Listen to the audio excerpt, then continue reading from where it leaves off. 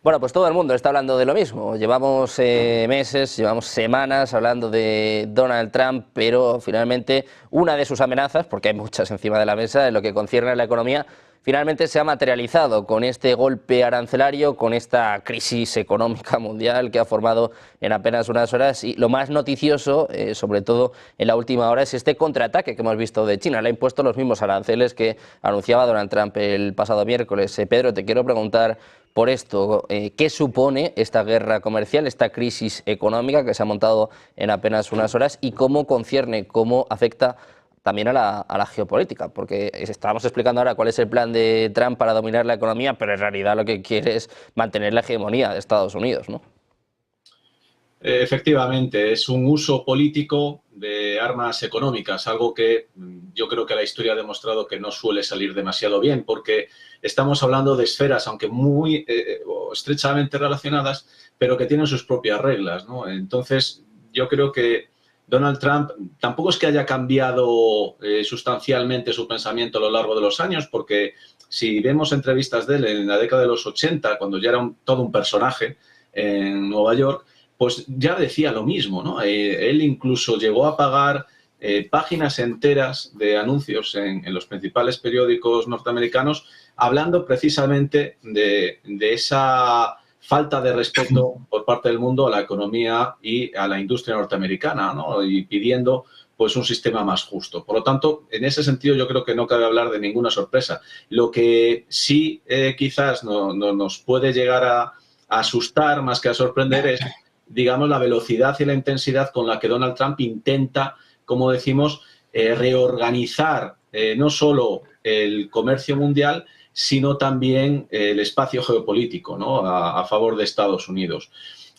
Yo creo que no sé si se ha dado cuenta de los efectos que va a tener para Estados Unidos. Él siempre ha advertido a su propio público que esto va a hacer daño en su particular vocabulario, pero yo creo que si durante la campaña criticó tanto a Joe Biden por ese ciclo inflacionista que achacaba a las políticas de la administración demócrata, sobre todo por ese dominio estatal de la economía, yo creo que esta guerra arancelaria lo que va a hacer es una mayor inflación, no solo eso, sino que puede incluso llevar a la recesión económica en Estados Unidos. Así que, por lo tanto, yo también sorprendido, pero como digo, viniendo de Trump, la verdad que nos podemos esperar casi cualquier cosa.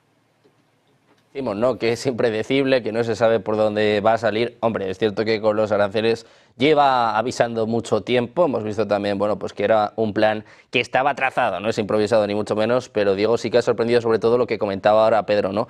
La rapidez con la que quiere cambiar el comercio mundial, el tablero geopolítico. ¿Cómo valoras este último movimiento y sobre todo cómo crees que puede afectar también a la geopolítica? Porque sobre todo se ha centrado en su principal rival, ¿no? Se habla mucho de los planes de guerra que tiene el Pentágono para con China. Pues esto es un paso en esa dirección, ¿no? Por lo menos una guerra económica ya está sobre la mesa ahora mismo. Sí, a ver, su enemigo a batir ahora mismo obviamente es el comercio chino y China, ¿no? Por lo que le puede suponer ahora con respecto a adquirir ventaja económica mundial o ventaja de mercado mundial. Pero es algo que ya se veía venir desde hace unos años, ¿no? O sea, al final China no deja de ser una locomotora que, no te decir imparable, pero desde luego va a una velocidad de crucero que a ver cómo lo frenas. Y entonces llega el señor Donald Trump y dice, oye, pues bien, vamos a poner un tema sobre la mesa, un tema comercial, básicamente. ¿Y cómo lo freno? Pues a base de aranceles. Consecuencias. Bueno, lo primero, la que ha hecho China, ¿no? Una acción-reacción. Tú me pones este arancel, yo te pongo el mismo arancel. A ver, no olvidemos que China, hoy por hoy, a nivel internacional, tiene un mercado pues bastante extenso, ¿no? O sea, esto es casi como Mufasa, ¿no? Cuando le dice a Simba, todo esto que ves aquí es tuyo. Bueno, pues es que a China prácticamente le ocurre casi eso con el globo terráqueo, ¿no? Entonces, el hecho de que sí, me has puesto aranceles, pero es que China tiene hoy por hoy bastantes otros mercados a los que atender y a los que hacerle algún cariño.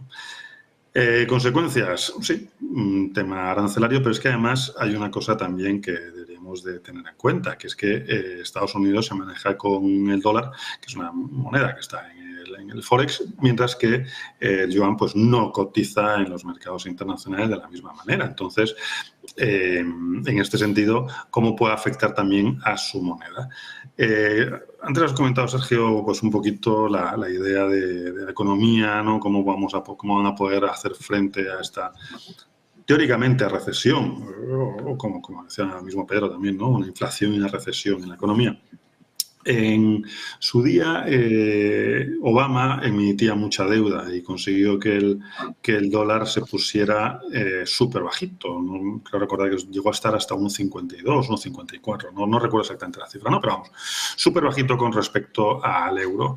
Yo no sé si su estrategia va a ir por ahí, emisión de deuda, pero claro, tampoco le conviene, porque sí, exportarán mucho, pero luego las compras internacionales, encima con los aranceles, ¿a dónde vas? Entonces, por eso digo que sí, será un plan perfectamente trazado, que a lo mejor esto es como todo, el Excel igual lo aguanta todo, pero conociendo las teorías económicas que conocemos hasta ahora, el efecto, sobre todo más directo, va a ser obviamente un encarecimiento de la producción y, consecuentemente, un encarecimiento de los precios que podría llevarles a una inflación pues más que seria, ¿no?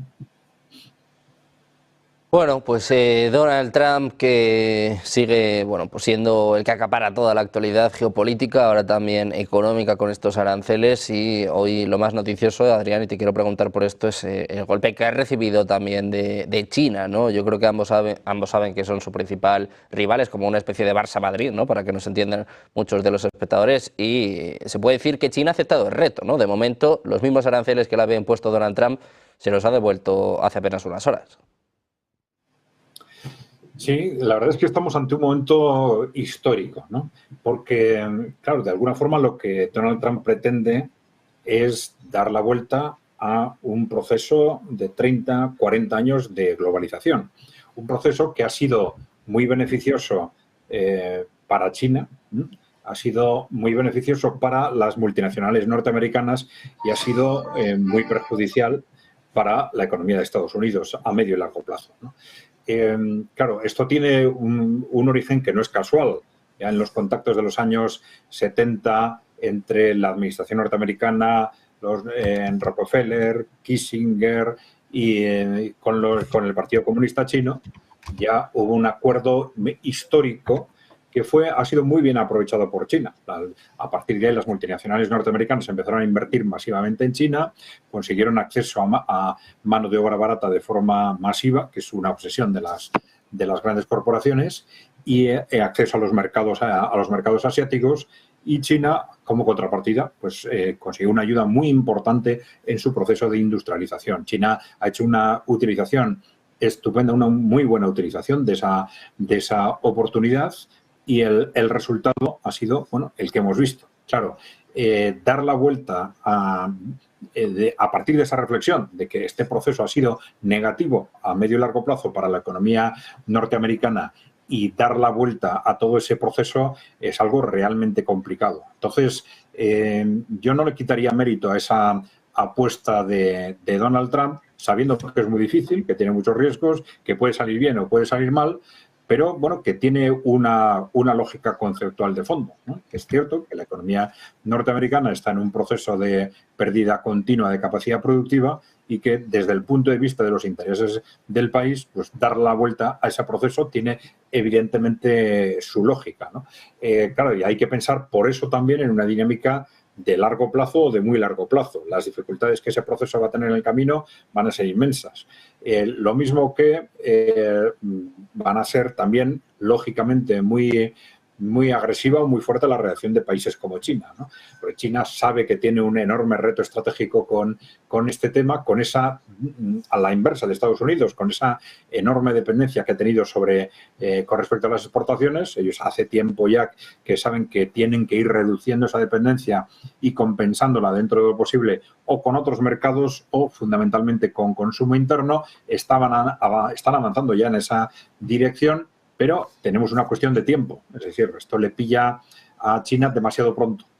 Y dentro de 5 años después, pues China hubiera estado mucho más preparada para hacer frente a un reto que de cualquier forma es un golpe fuerte a la economía de China y que le va a obligar a intensificar esos esfuerzos de impulsar el consumo interno. Vamos a ver cómo lo hace, porque, claro, hay una cuestión casi de tradición, de costumbres, de cultura, que hace difícil que, aunque se incrementen los niveles salariales, se incremente en el mismo nivel del consumo. Entonces, bueno, pues hay un debate también en China sobre en qué medida puede ser conveniente utilizar lo que se ha llamado, digamos, el ahorro forzoso a través de impuestos, que es de alguna forma lo que se ha hecho en Occidente a través del estado del bienestar. Una serie de consumos relacionados con educación, sanidad, etcétera, en la medida en que pasan al Estado ya se transforman en ahorro forzoso y en consumo forzoso y de alguna forma pueden apalancar más rápidamente esa sustitución de las exportaciones. Bueno, vamos a ver, en el corto plazo esto va a ser traumático para China, va a ser traumático también para Estados Unidos, sin ninguna duda. El proceso inflacionario que se va a producir es evidente, pero no como a veces erróneamente se interpreta, porque el proceso inflacionario no viene estrictamente de la cantidad que suponen los aranceles al incrementar el precio de los productos importados, porque esto puede compensarlo el propio Estado, pues simplemente con menos, si le interesa, ¿no? Sustituyéndolo con otro tipo de ingresos. El problema es que, claro, ese incremento de precio de los productos, el precio total de los productos importados, facilita también el incremento de precio de su competencia, de los productos alternativos, y entonces se produce en general una tendencia al incremento de precios en la economía. Ese efecto, lógicamente, se va a producir, pero está previsto. Entonces, ellos están pensando en el largo plazo, un largo plazo que va a depender de la capacidad de Estados Unidos de reactivar su sistema productivo, es decir, de aprovechar esa oportunidad de un nuevo marco de relación comercial externa para que su industria, su equipamiento productivo reaccione y active sus inversiones y active su capacidad de innovación. Y esta es la gran duda, ¿no? Esta es la gran duda, porque si no, los aranceles pueden suponer un alivio para la industria a corto plazo, pero a largo plazo dejarla cada vez en peor situación de competencia internacional. Y la gran cuestión es si el trumpismo va a ser capaz de desarrollar políticas suficientemente intervencionistas, porque aquí no se trata de dejar en manos de la industria que simplemente en base a este nuevo sistema de aranceles se vaya digamos, recomponiendo desde el punto de vista competitivo, ¿no? Sino que hay que tomar medidas muy activas para impulsar la inversión y para impulsar la innovación en distintos sectores.